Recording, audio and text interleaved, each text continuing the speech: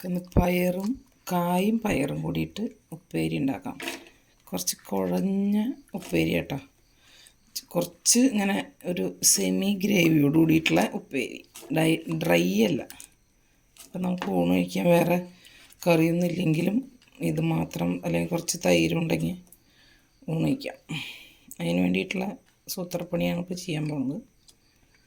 അപ്പോൾ കായ നുറുക്കി അതിലിട്ടു. ഇനി അടുപ്പൊന്ന് കത്തിക്കട്ടെ.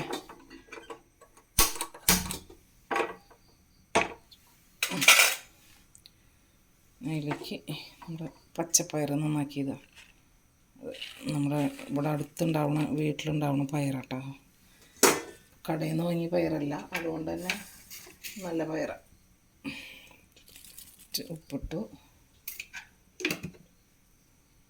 കുറച്ച് വെള്ളം ഒഴിച്ചു, ഇളക്കി കൊടുക്കാം. ആവശ്യത്തിന് വെള്ളമുണ്ട്, കുറച്ചുകൂടി ഒഴിക്കാം. നമുക്ക് കുറച്ച് ചാറ് വേണമല്ലോ കുറച്ച്. അപ്പം ഇനി ഇതൊന്ന് വെന്ത് വരട്ടെ.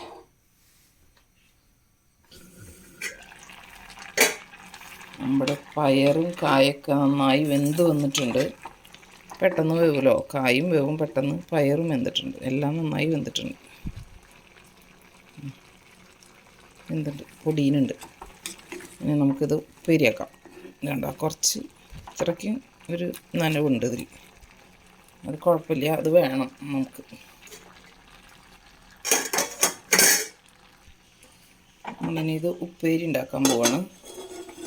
ചട്ടി വെച്ച് വെളിച്ചെണ്ണ ഒഴിക്കാം.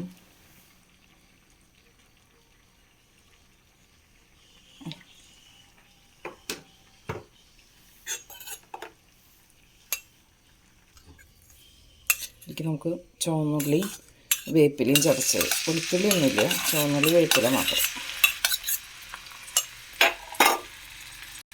വെളുത്തുള്ളി ചേർക്കാൻ ഇഷ്ടമുള്ള ആൾക്കാർക്ക് ചേർക്കാം. നമ്മളിവിടെ ഉപ്പേരികളിൽ വളരെ ചില ഉപ്പേരികളിൽ മാത്രമേ ചേർക്കാറുള്ളൂ, സാധാരണ അങ്ങനെ ചേർക്കാറില്ല വെളുത്തുള്ളി.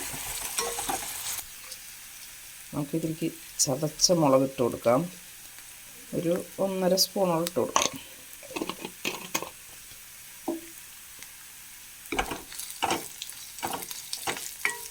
അതൊന്ന് മൂത്ത് വന്നോട്ടെ.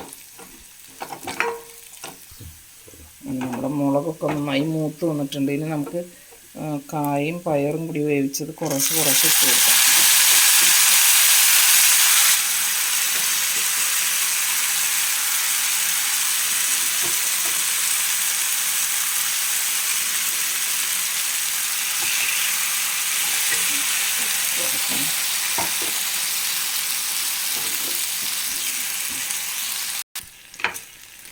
നമ്മുടെ കായും പയറും ചേർന്ന ഉപ്പേരി ഇവിടെ റെഡി ആയിട്ടുണ്ട്.